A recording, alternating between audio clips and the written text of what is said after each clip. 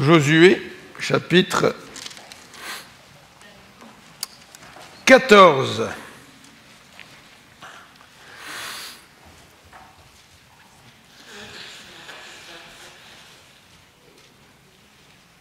Nous allons lire à partir du verset 6 jusqu'au verset 15. Josué 14, à partir du verset 6 jusqu'au verset 15.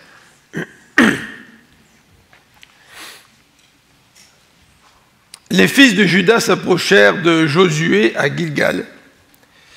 Et Caleb, fils de Jéphuné, le Kénizien, lui dit : Tu sais ce que l'Éternel a déclaré à Moïse, homme de Dieu, à mon sujet et au tien, à Kadesh Barnéa. J'étais âgé de 40 ans lorsque Moïse, serviteur de l'Éternel, m'envoya de Kadesh Barnéa pour explorer le pays. Et je lui fis un rapport avec droiture de cœur. Mes frères, qui étaient montés avec moi, découragèrent le peuple. Mais moi, je suivis pleinement la voie de l'Éternel, mon Dieu. En ce jour-là, Moïse jura en disant : Le pays que ton pied a foulé sera ton héritage à perpétuité pour toi et pour tes enfants, parce que tu as pleinement suivi la voie de l'Éternel, mon Dieu. Maintenant, voici, l'Éternel m'a fait vivre comme il l'a dit. Il y a 45 ans que l'Éternel parlait ainsi à Moïse, lorsqu'Israël marchait dans le désert. Et maintenant, voici, je suis âgé aujourd'hui de 85 ans. Je suis encore vigoureux comme au jour où Moïse m'envoya. J'ai autant de force que j'en avais alors, soit pour combattre, soit pour sortir et pour entrer. Donne-moi donc cette montagne dont l'Éternel a parlé dans ce temps-là. Car tu as appris alors qu'il s'y trouve des Anakim et qu'il y a des villes grandes et fortifiées. L'Éternel sera peut-être avec moi et je les chasserai comme l'Éternel a dit. Josué bénit Caleb, fils de Jéphuné, et lui donna Hébron pour héritage. C'est ainsi que Caleb, fils de Jéphuné, le Kénizien, a eu jusqu'à ce jour Hébron pour héritage, parce qu'il avait pleinement suivi la voie de l'Éternel, le Dieu d'Israël. Hébron s'appelait autrefois Kiriath Arba. Arba avait été l'homme le plus grand parmi les Anakim. Le pays fut dès lors en repos et sans guerre. Alors je vous invite à prier ensemble.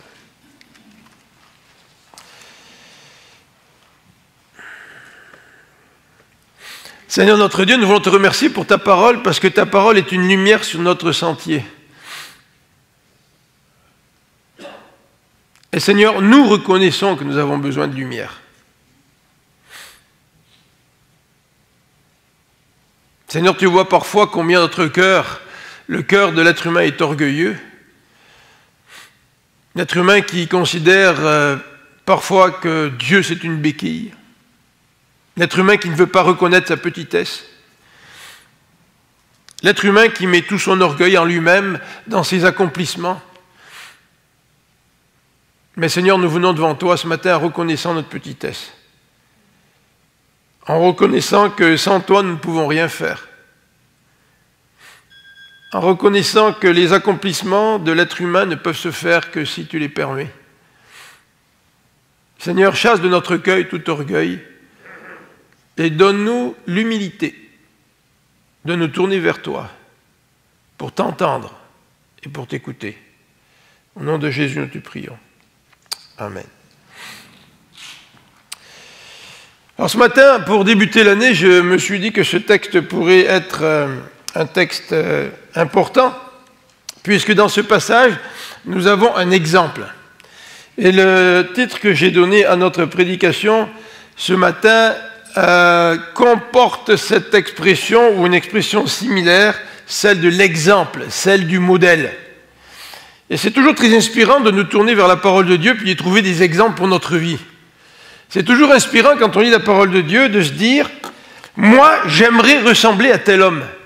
Moi, j'aimerais ressembler à telle femme. » Et j'espère que ce matin, ce texte va nous encourager, non seulement en tant qu'individu, mais aussi en tant qu'Église, à ressembler à Caleb, à ressembler à cet homme.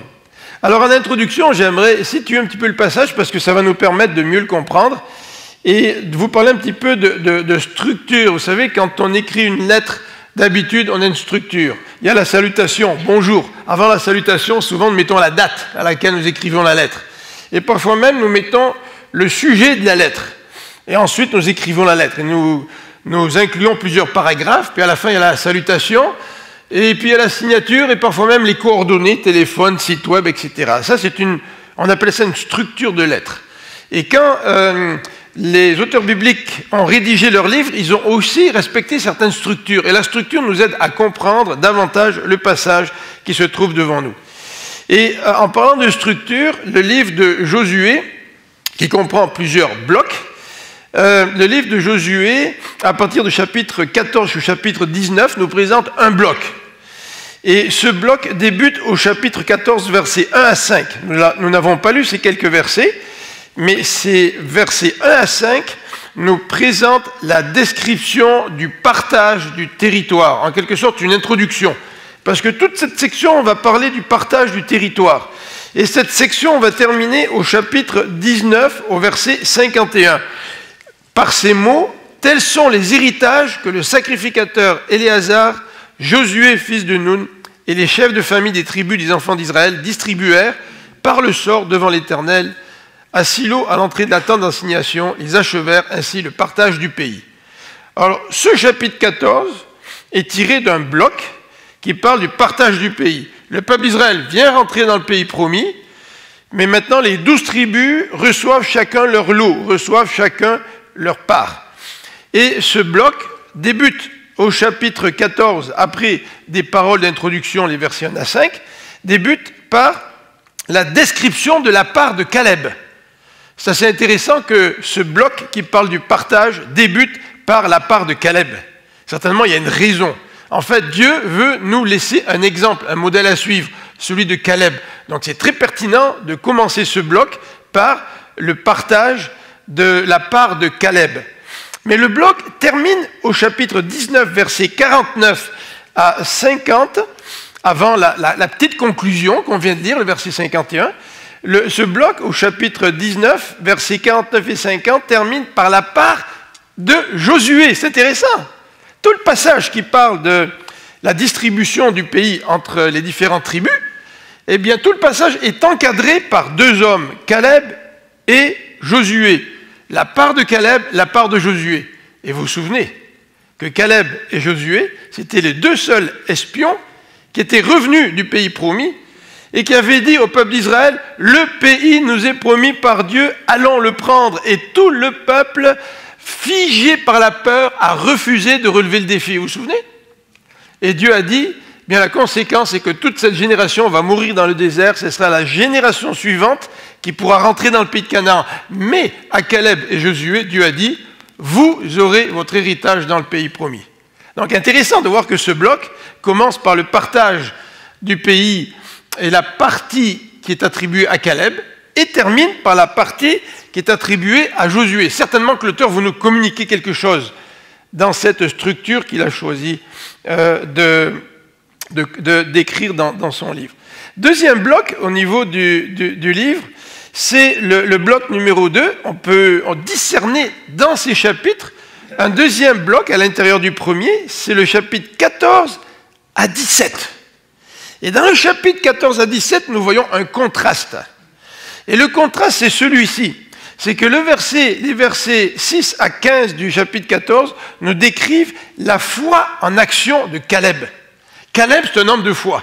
Il a 85 ans.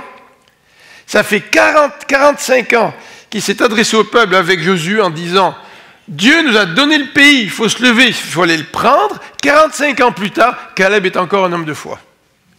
Mais un contraste dans ce sous-bloc, c'est que le chapitre 17, au verset 14 à 18, nous présente les hésitations des fils de Joseph. Les fils de Joseph qui formaient une tribu ont hésité par rapport au défi qui était devant eux. Allez, prenez la part qui vous est réservée. Et nous verrons un peu plus tard, tout à l'heure, les hésitations des fils de Caleb. Et certainement que le contraste dans ce sous-bloc, et certainement que le bloc 14 à 19 qui nous présente la part de Caleb et la part de Josué est voulu par l'auteur. L'auteur veut attirer notre attention sur quelque chose. Dieu veut attirer notre attention sur la l'attitude de Caleb. Mais avant d'arriver à l'attitude de Caleb dans ces quelques versets, dernier petit élément dans l'introduction, nous le voyons à partir du verset 1 du chapitre 14 jusqu'au verset 5.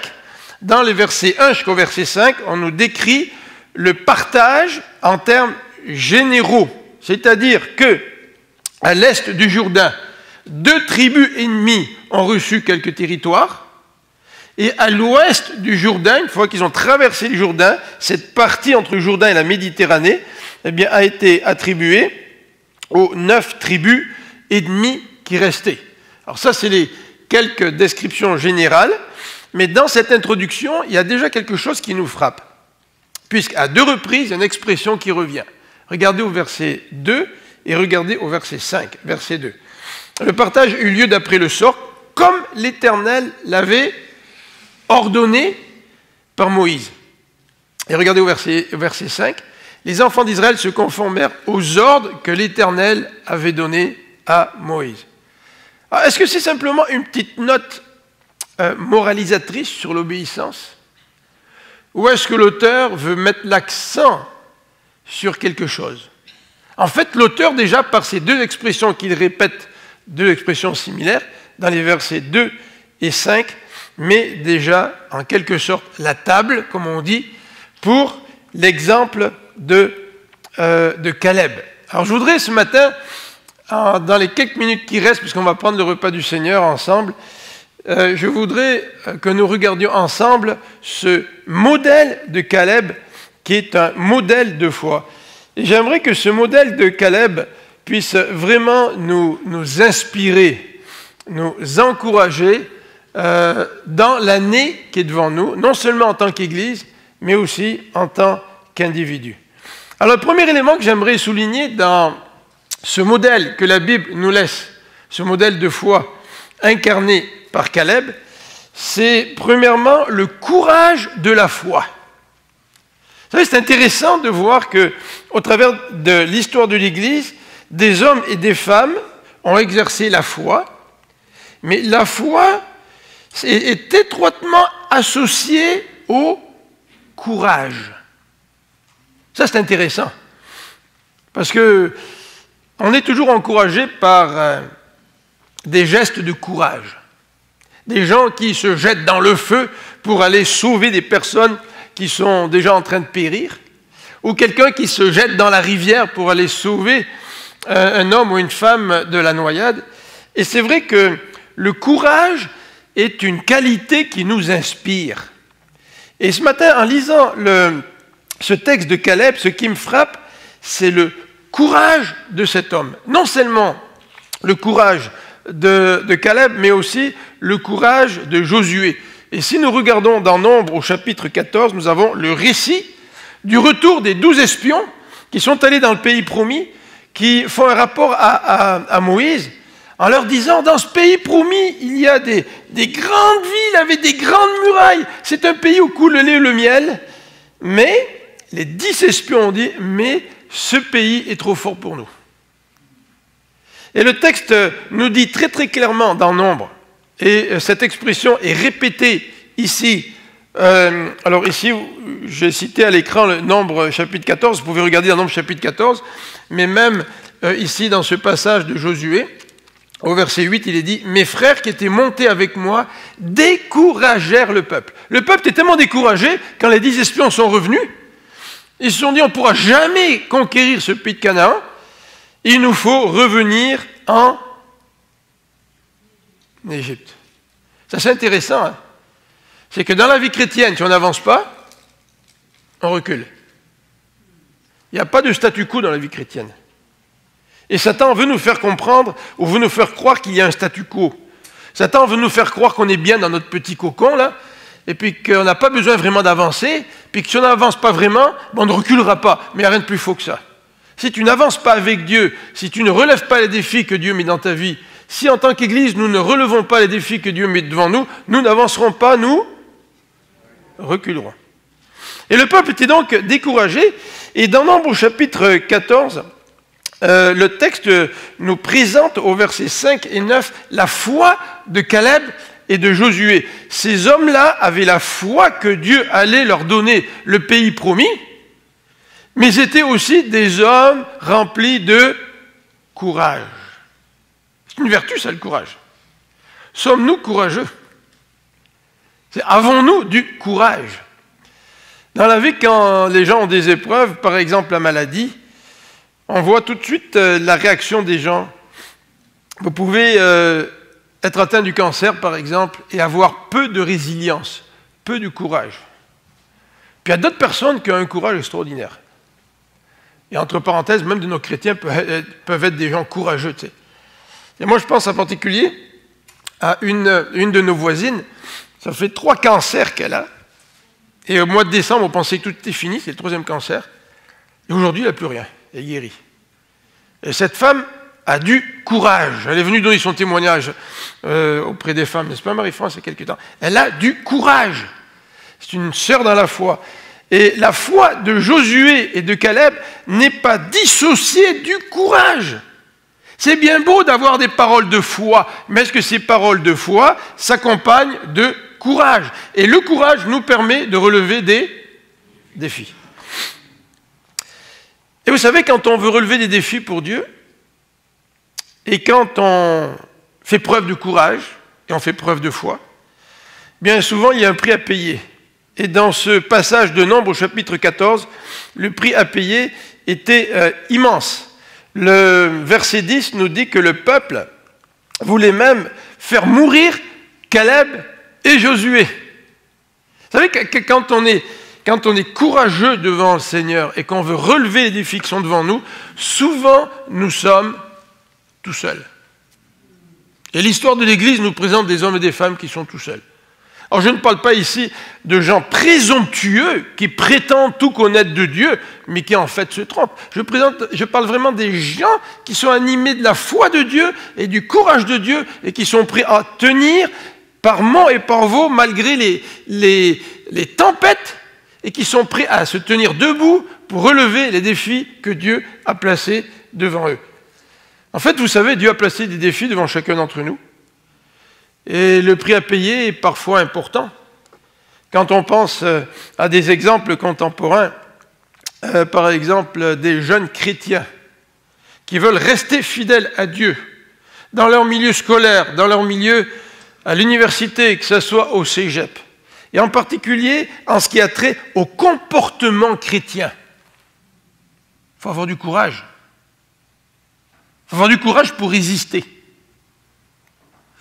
Et je me rappelle lorsque ma fille était au cégep et qui pratiquait l'initiation. Et Mélodie s'est tenue debout face à la pression de tous les étudiants. Je ne vous raconterai pas ce qui s'est passé durant l'initiation, mais ce n'était pas tellement beau, c'était ni très agréable. C'est pas facile de relever les défis du Seigneur. Mais si tu as la foi qui vient de Dieu, Dieu va aussi te donner le courage de tenir jusqu'au bout. Et en termes d'exemple, nous pourrions très facilement parler de, par exemple, ces hommes d'affaires qui ont besoin non seulement de foi, mais de courage pour tenir ferme, notamment dans le domaine des finances. Vous savez que parfois, quand on travaille pour un patron, puis que le patron nous demande de poser des gestes qui sont contraires à nos convictions ou qui sont pratiquement illégaux, avons-nous la foi, comme Daniel, de tenir ferme, mais cette foi ne peut pas exister sans courage. Vous savez, comme cet homme d'affaires à qui les patrons demandent de prendre rendez-vous avec des prostituées, parce qu'il y a des clients qui viennent de l'Asie ou je ne sais pas où, et puis après les réunions, on organise les soirées, tu sais, les soirées après les réunions. Et le chrétien qui tient son bout et qui dit « Non, moi, je ne peux pas faire ça, c'est contre mes valeurs, c'est contre mes convictions. » Il lui faut non seulement de la foi que Dieu est avec lui, mais il lui faut aussi du courage. Et prenons l'exemple de ce pasteur. Sam m'a parlé d'un pasteur cette semaine. Quelqu'un est venu le voir en lui posant une question, en lui disant « Écoute, pasteur, j'ai envie de te poser une question, mais sache que la manière dont tu vas répondre va déterminer si je reste à l'église ou pas. » Et cet homme-là pose une question au pasteur. Et le pasteur a répondu, c'est pas moi le pasteur, c'était quelqu'un d'autre, je ne sais pas qui c'est en fait, c'est un exemple que Sam m'a donné. Le pasteur a répondu selon sa conscience. Et cet homme lui a dit, je quitte l'église. Vous savez, c'est pas toujours facile de suivre le Seigneur. C'est pas toujours facile d'être intègre. C'est pas aussi facile que ça d'avoir la foi. La foi, c'est plus que des paroles. La foi, c'est aussi du courage. Et Paul le savait. Paul a été abandonné au chapitre 4 de 2 Timothée. Et ces 2 versets nous décrivent l'abandon qui a été l'expérience de Paul. Mais si tu acceptes l'abandon dans le ministère sans faire de compromis par la foi, c'est parce que tu crois que Dieu va intervenir et c'est parce que tu as le courage de te tenir debout dans les situations difficiles. Caleb était un exemple pour tout le peuple. Caleb était un exemple extraordinaire. Les versets 8, 9 et 14 du chapitre 4, regardez avec moi les versets 8, 9 et 14, contiennent une expression qui revient. Verset 8, « Mes frères qui étaient montés avec moi découragèrent le peuple, mais moi, vous savez, c'est emphatique dans l'original, mais moi, je suivis pleinement la voie de l'Éternel mon Dieu. » Pas de compromis pour Caleb. Pas suivre Dieu quand ça nous arrange. Un pied pour Dieu, puis l'autre pied pour Baal. Vous vous rappelez sur le mont Carmel? Non, Caleb est en train, dans ce passage, de faire référence à son expérience. À 3 reprises, vous regardez au verset 9, il est dit encore, parce que ça c'est maintenant Moïse qui parle, et qui parle à Caleb, parce que tu as pleinement suivi la voie de l'Éternel, mon Dieu. Et au verset 14, le texte nous dit, c'est la note de l'auteur du livre de Josué, c'est ainsi que Caleb a eu jusqu'à ce jour Hébron pour héritage, parce qu'il avait pleinement suivi la voie de l'Éternel, Dieu d'Israël. Ce n'est pas simplement Caleb qui dit « Moi, j'ai suivi pleinement la voie de l'Éternel ». C'est le témoignage de Moïse, c'est le témoignage du rédacteur du livre de Josué. Caleb a suivi pleinement la voie de l'Éternel. Suivons-nous pleinement la voie de l'Éternel aujourd'hui? Même si c'est difficile. Même si ça demande du courage. Vous savez que dans le contexte des textes narratifs, en particulier du livre des Juges, puisque le livre de Josué a été écrit avant la période des Juges, si nous lisons le début du livre des Juges, au chapitre 2, nous voyons l'infidélité du peuple. Au chapitre 2, nous est dit que les tribus n'ont pas pris tout l'héritage qui leur avait été donné. Ils n'ont pas chassé les peuples étrangers idolâtres qui avaient des pratiques complètement immorales. Ils ne les ont pas chassés. Et la table était mise pour l'infidélité du peuple. Et en fait, le livre des Juges nous décrit l'infidélité du peuple. Et ce n'est pas pour rien que Dieu, dans ce passage, met l'accent sur la foi de Caleb, au début du partage, et la foi de Josué à la fin de cette section qui parle du partage du pays. Dieu voulait que ce texte soit un encouragement pour le peuple d'Israël, même durant la période des juges.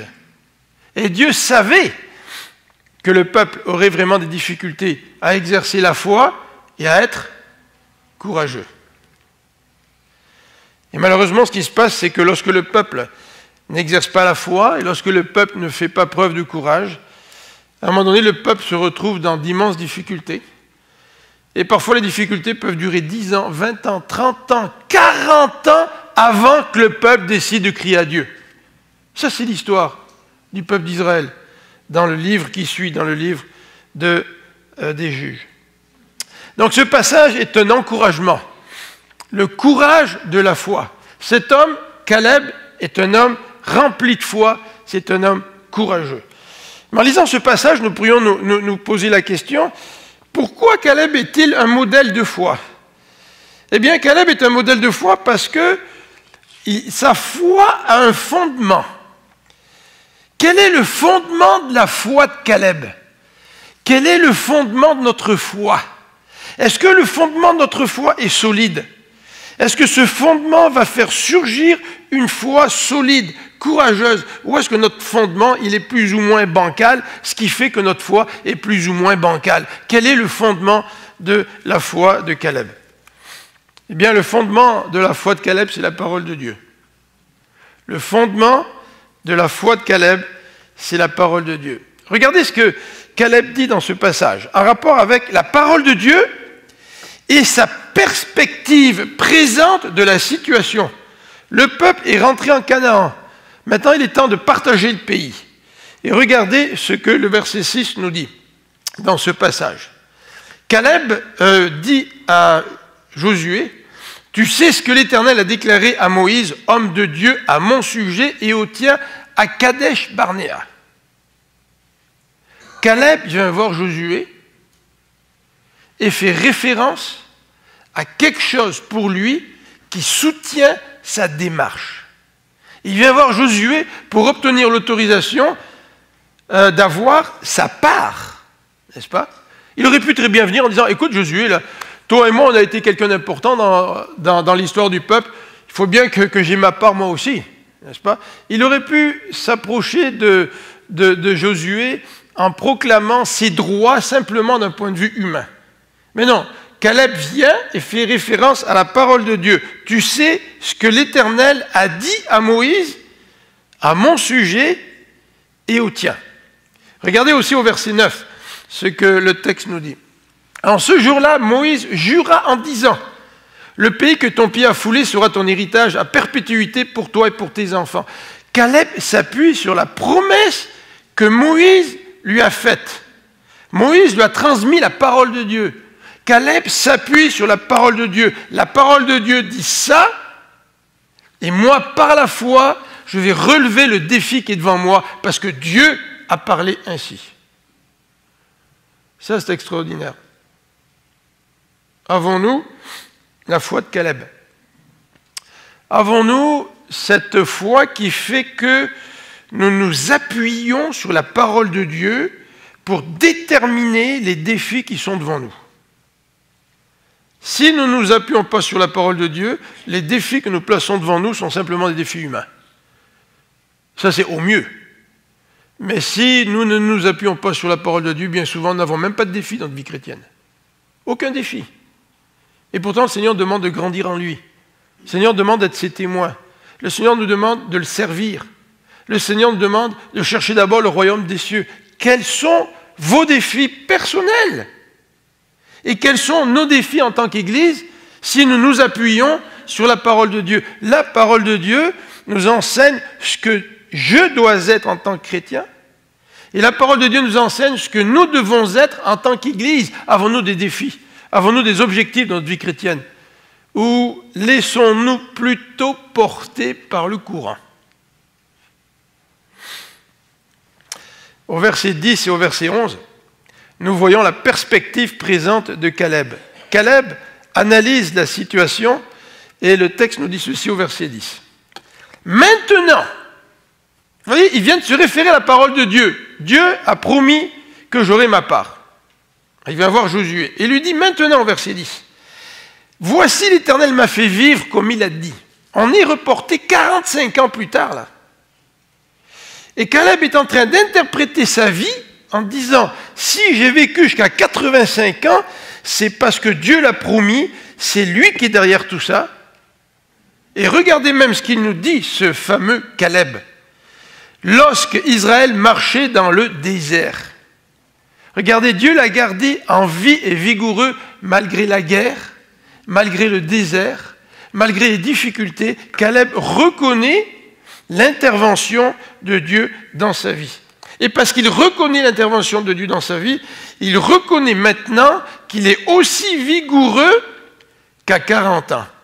Alors quand on lit ça, ce verset 11, je suis encore vigoureux comme au jour où Moïse m'envoya, ça nous fait un peu sourire. Un gars de 85 ans qui vient voir Josué en lui disant « Donne-moi la part qui me reviendra, moi je suis capable, regardez la fin du verset, je suis capable de combattre, je suis capable de sortir et entrer. » Ça veut dire quoi, sortir et entrer? C'est sortir du camp pour aller au combat, puis revenir du combat.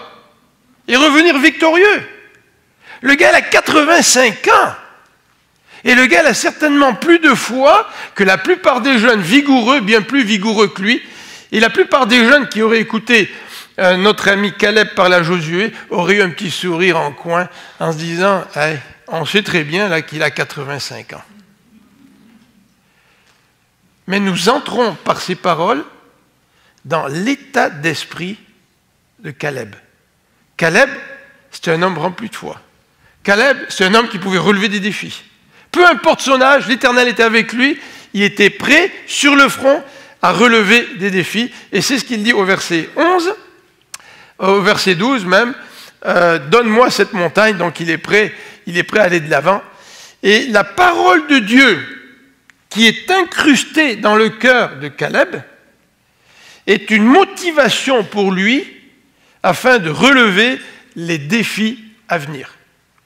Vous savez pourquoi nous avons de la difficulté à relever les défis à venir? Vous savez pourquoi moi, vous, l'Église a de la difficulté? C'est parce que nous ne nous appuyons pas assez sur la parole de Dieu. Vous savez, nous appuyons sur des sentiments, des émotions. Nous recherchons des émotions. Les émotions, ça vient, ça part. C'est comme une vague. Il y a certains mouvements à travers l'Occident qui mettent l'accent sur « il faut avoir la foi dans la foi ». Plus tu as de foi, plus ça va aller. Et puis cet enseignement nous est prodigué par ce qu'on appelle les faith teachers, qui nous disent « il faut que tu aies de la foi, fais grandir ta foi ». Mais face à cet enseignement des faith teachers, la parole de Jésus fait écho, en quelque part peut-être plus ou moins clair si on ne la connaît pas bien. Si tu avais de la foi comme un grain de sénévé, tu dirais à cette montagne, déplace-toi de là, elle se déplacerait, elle se jetterait dans la mer. Qu'est-ce que Jésus est en train de dire? Ton but n'est pas de souffler dans tes muscles, vous savez, là, pour avoir plus de foi. Mais ce qui est important, c'est de savoir où tu places ta foi. Et si tu places ta foi au bon endroit, mais même si ta foi est toute petite, Dieu va honorer cette foi. Donc la parole de Dieu lui permet à Caleb de relever les défis à venir.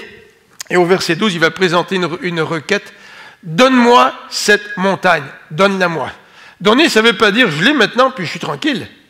Ça veut dire donne-la-moi, puis moi je vais aller la conquérir. C'est la mienne, c'est mon héritage. Et il a une intention au verset 12b, regardez au verset 12b, il nous dit « L'Éternel sera peut-être avec moi et je les chasserai comme l'Éternel l'a dit. » 80 ans, 85 ans, vous vous rendez compte? La difficulté est de taille. Elle est tellement de taille que les autres tribus n'ont même pas relevé le défi qui était devant eux. Et le livre des Juges nous présente les tribus d'Israël qui ont réussi à s'installer dans le pays, mais sans avoir réellement pris possession de leur pays. Manque de foi, manque de confiance dans la parole, manque de vision, manque de défi. En lisant le verset 12, peut-être que vous avez une question en rapport avec cette expression, à l'écran, verset 12. « L'Éternel sera peut-être avec moi. » Pourquoi cet homme, Caleb, qui est un modèle de foi, pourquoi dit-il l'Éternel sera peut-être? Pourquoi ne dit-il pas l'Éternel sera avec moi? En tout cas, ce qu'on peut dire pour répondre à cette question, c'est qu'il ne s'agit pas ici d'un doute, puisque dans ce verset, il nous est dit, dans un même souffle, l'Éternel sera peut-être avec moi et je les chasserai comme l'Éternel a dit.